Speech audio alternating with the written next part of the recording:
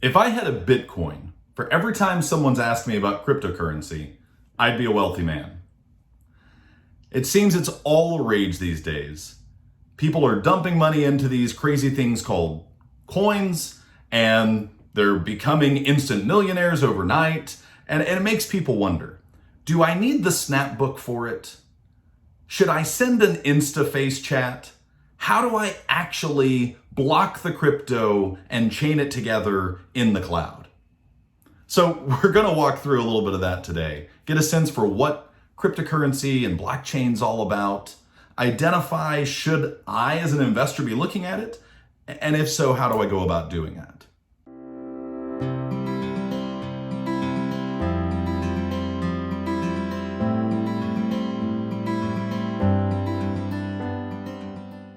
So first off, let's try to define a few things. At its basic level, we're talking about a digital exchange. We're talking about a contract that's happening. You can have all kinds of digital contracts. And really, that's what blockchain is. Blockchain is about creating blocks of data. And inside those blocks of data, you're establishing a contract between two different computers, essentially. And what you do is once that contract, once that transaction has been verified, then that block of data gets added to the other blocks and it creates a chain. The blockchain is then establishing digital trust. And across that digital trusted network, we can establish additional contracts. We can have more transactions happen. And each time they're verified for accuracy by the entire blockchain. Now, this can be used for a wide range of business needs. It's got financial applications. It's got consumer applications. It's got healthcare applications. It can be used in the future for digital voting. There's a wide range of things that the blockchain can enable. One of those uses is digital currency, specifically cryptocurrency. And there's an enormous list of those out there. I mean, we know the normal ones like Bitcoin and Ethereum and Ripple and Dogecoin, but every time you turn around, there's more ICOs, like IPOs, but for coins, popping up. And so the landscape can be kind of hard to get our heads around. That brings us to point number 2. Should I, as an investor, get involved? And if so, which coin should I choose? I'm not here to tell you which coin is the best one. And in fact, I'm going to argue that investing directly in the coins may not even be the best answer for you. I like to use the gold rush from the late 1880s as an example. So in California, there was an enormous rush for gold. There's gold in them hills. And for sure, some of the prospectors made out like bandits, but a lot of them lost their shirts.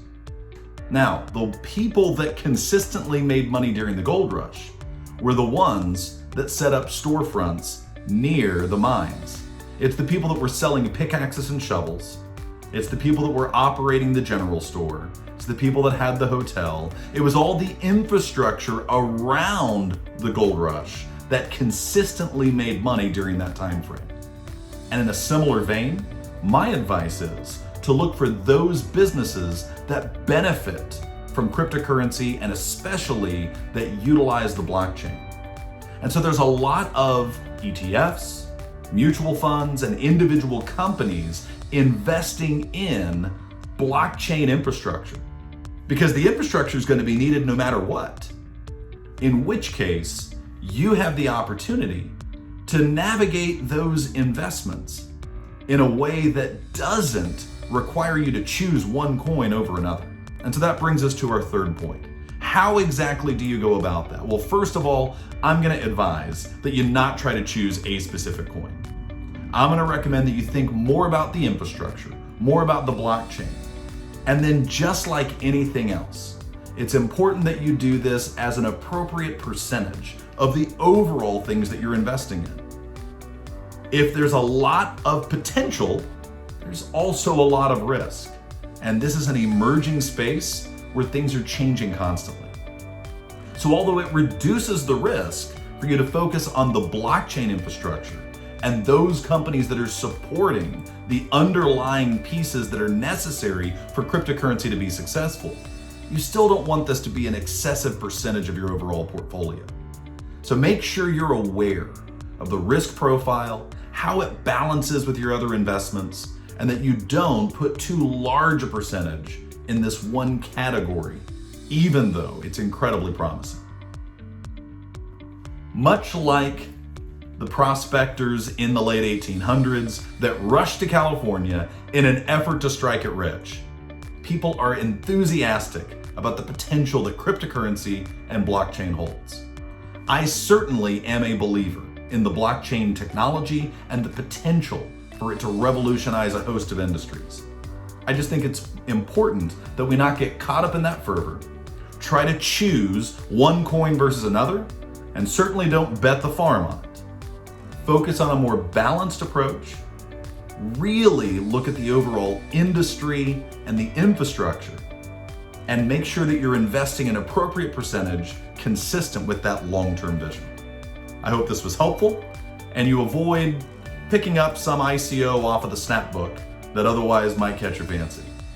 If you have any other questions, give me a holler. Happy to help walk it through with you. Take care.